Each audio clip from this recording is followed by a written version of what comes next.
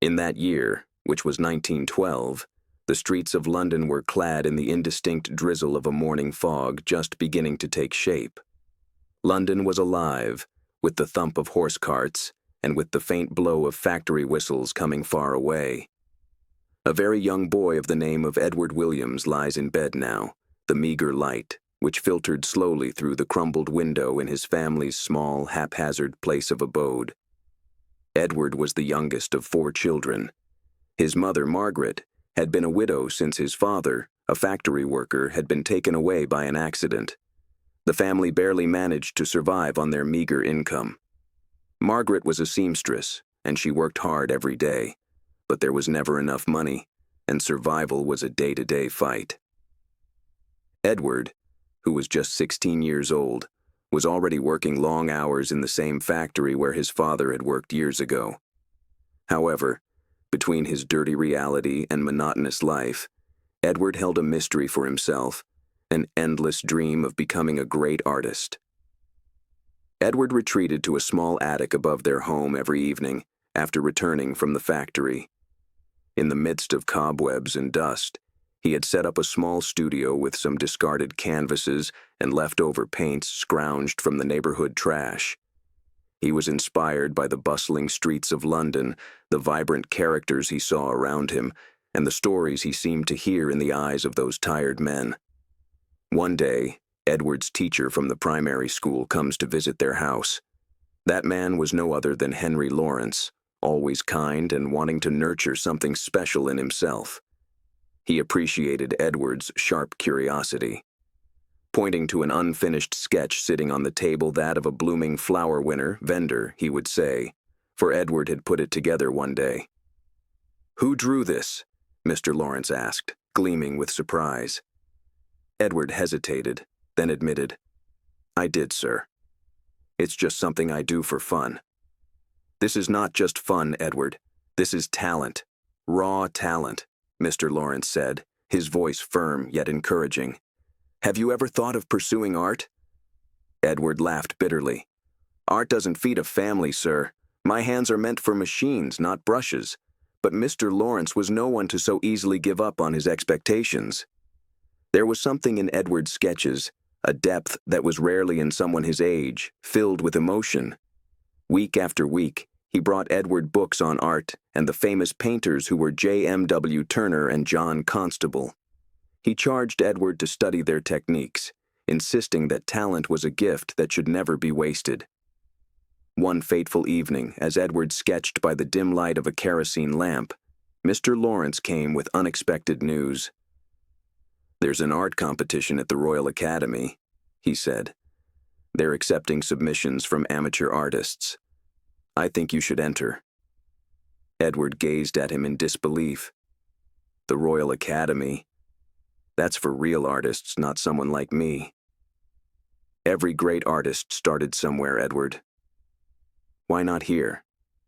Though he was afraid, Edward was unable to keep himself from pursuing the spark that Mr. Lawrence had lit up in him. For weeks he worked on his submission, sacrificing his sleep and having to endure scorn from his siblings, who sneered at his useless doodling. The painting he painted was poignant, for it depicted a child selling flowers on the foggy streets of London.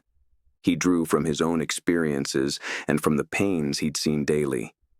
He named it The Silent Street. On the day of submission, Edward and Mr. Lawrence went to the Royal Academy. Edward's heart was racing as he stood among the impeccably dressed artists and critics clutching his modest canvas wrapped in brown paper. He felt out of place, a factory boy amidst the elite. When the judges accepted his painting for consideration, Edward felt a spark of pride.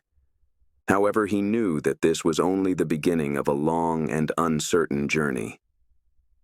Setbacks and determination weeks passed, and Edward's painting was neither selected nor displayed. The rejection letter stung, but Mr. Lawrence's words echoed in his mind. Every great artist faces setbacks. The question is, will you let them define you? Edward could not give up. He started furiously sketching and filling his attic with portraits, landscapes, and abstract ideas. Soon enough, news about the young artist spread throughout the neighborhood. Local shopkeepers started asking him to make small paintings that he would place in their windows. It wasn't much, but it was a start. Life, however, at the factory was getting unbearable. Long hours of working, air so suffocating, and relentless machines all were taking their toll on Edward's health. His mother Margaret began to beg him to leave the artistic pursuits and continue working. "Edward, dreams are for those who can afford them," she said one evening. "We can't." Edward, however, got more adamant about his choice. "I'll make them afford us, Mother. I promise." In the spring of 1913, Edward's luck changed. An art dealer named Charles Whitmore visited the neighborhood in search of unique local talent. He was walking down the street when he stopped in front of a shop window, captivated by the work displayed there. "Who painted this?" he demanded. Edward was summoned, nervous but eager. Whitmore offered to exhibit one of Edward's paintings in a small gallery he owned. It was an opportunity Edward had never dared to dream of. The gallery exhibition was a small show, but to Edward, stepping into this exhibition felt like opening the door into a new world. Though he sold only one painting, experience gave him his fire to make more. Edward now stands in the attic, facing a blank sheet of canvas with a determination so strong that all the struggles and sacrifices feel nothing in comparison. Closing his eyes and whispering out to himself, "This is just the beginning." Edward doesn't know what the future holds, but he is ready to chase it with every stroke of his brush, every ounce of his being. It was the year 1932. 20 years had gone by since Edward Williams had first dared to dream beyond the smoke-filled alleys of London. The foggy streets of his childhood had long given way to the bustling avenues of New York City, a place alive with opportunity, ambition, and an endless appetite for success. Edward stood in the middle of Manhattan, gazing at the tall, shimmering building that bore the name of the art gallery where his latest exhibition was to be held, Whitmore and Sons Gallery. Edward was now a name that was whispered about in art circles, whose paintings were celebrated for raw emotion and vivid storytelling. The journey to get to this point, however, had been anything but smooth. Years that passed after Edward's first London show were marked with hope and despair. There was Charles Whitmore, an art dealer who gave Edward his very first break. Yet, there were also the months of desperation and failure between selling every single one of the paintings. The Great War came upon Europe in 1914, and Edward was like a small part of so many others, getting into the fight. His time as a soldier left deep physical and emotional scars, but that time also created his art. His paintings from the period were haunting, showing horrors of war and vulnerability of human life. One of them, The Silent Battlefield, brought him critical acclaim, but reminded him also of the price of his dreams. Edward returned to London after the war as a changed man. His mother had died while he was away, and his family home was now a memory. There was nothing holding him back in his past life, so he took a leap of faith and went to America, which he felt was the land that would unlock his future. Edward was facing new challenges in New York. The art world was competitive, and his style, which was deeply rooted in European realism, did not immediately find an audience. But Edward was not one to give up. He started painting scenes of the American experience, blending his unique perspective with the energy of his new home. One painting was The Factory Worker's Dream. It was of a young boy sketching in a dimly lit room. It reminded many of Edward's childhood. That painting was popular, and the beginning of his rise to fame. For the next 10 years, Edward's paintings were shown in galleries all over the country. Recognition and financial security followed. Now, as he stood in front of Whitmore and Sons Gallery, Edward was proud to feel he had earned that. He considered this one the most significant he had mounted up to that time, exhibiting paintings that chronologized his path, from London streets through battlefields across Europe to vibrant cityscapes in New York. There, upon entering the gallery, Edward was faced with a throng of admirers, critics, and collectors. Every painting told a story, but in the middle of it all stood the flower vendor, drawing attention from anyone who had seen it. The work was an homage to his heritage, reminding him of whence he came and where the trials of his life were shaped. Amidst all the applause and accolades, Edward felt lonely. Success came at a price. He lost contact with his siblings, who never had understood his love for art. Mr. Lawrence, his mentor, had been dead for years, and no one remained to share his triumph. As the evening wore on, Edward noticed an elderly woman standing quietly in a corner, gazing at one of his paintings. Something about her seemed familiar.